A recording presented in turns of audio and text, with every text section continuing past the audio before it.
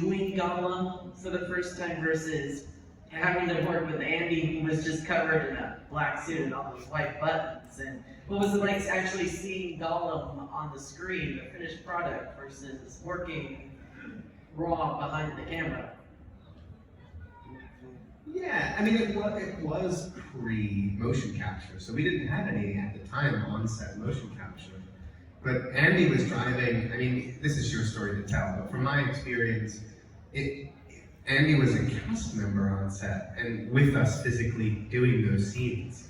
And then obviously there was this whole other element to it that was driven by his performance, that it was animated, and was there any pickups that included any? We did actually.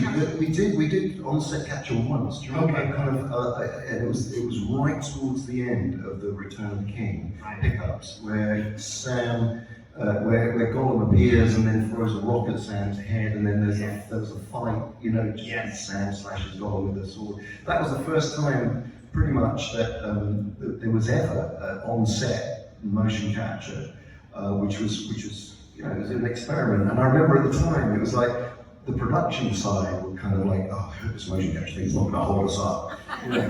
and you know, it was all new sets of people, sort of, or you know, the conventional film crew, and then the MoCap team were kind of like, how is this going to work? You know, so it was really in its infancy. But as Elijah said, I was on set working with everybody, just in a very conventional way.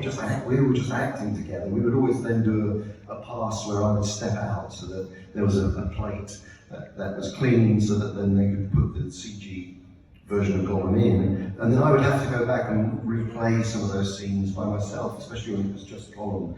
You know, doing anything that involved just Gollum, I went back and captured by myself, and so that was the sort of process over it, and it kind of developed and grew and evolved into you know, a methodology throughout the course of the shoot. Wonderful.